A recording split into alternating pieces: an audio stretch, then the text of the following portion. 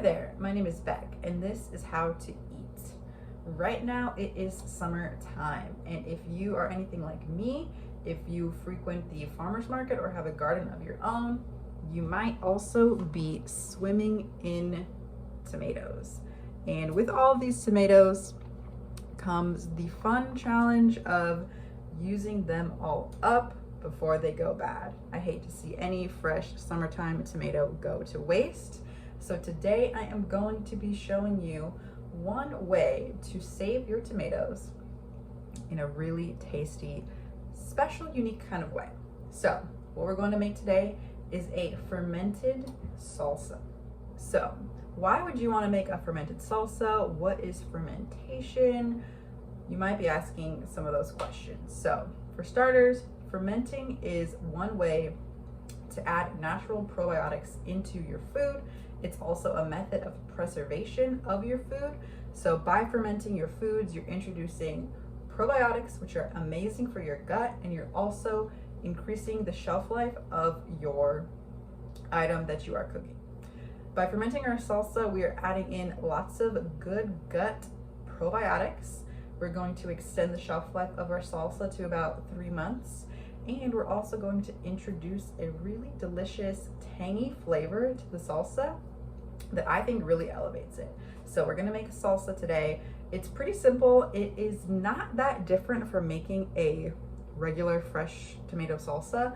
There's only a slight difference to actually ferment it, which we will go over. So today, to make our salsa, we will of course need our tomatoes. We will also need a red onion, 2 limes, some cilantro, essential for our flavors, and we will need some salt. In addition to these ingredients, what we will need is a knife, a cutting board, a large bowl, a jar that can be sealed airtight to actually allow for the fermentation process to begin. So I will be using a jar that I have. I will be using this airtight jar to hold my salsa, but probably I'll be filling up 2 of them with the amount of salsa that I will be making.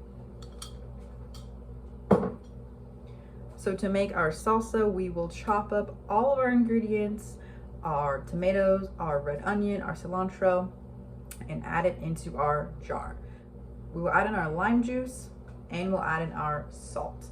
So the salt is what will help with the fermentation process. So we'll add in our salts to our jar, and then we will need to weigh down our jar. We can just use a bag with some water to add weight to the top of the jar, just so all of our ingredients are submerged in all of the liquid from the tomatoes to allow it to ferment. We will seal up our jar for about 2 days. Leave it at room temperature on the counter for 2 days. After this, it is ready to eat, to enjoy. It will be so good. You can leave it on the counter or put it into the fridge. Putting it into the fridge will now slow down that fermentation process, but the flavor will continue to develop that more tanginess over time.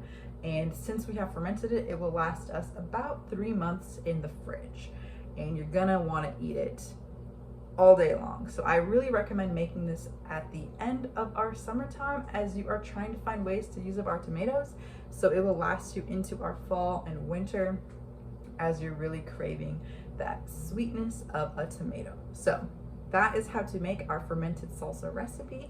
I hope you try it and enjoy it, and I will see you again soon. Bye.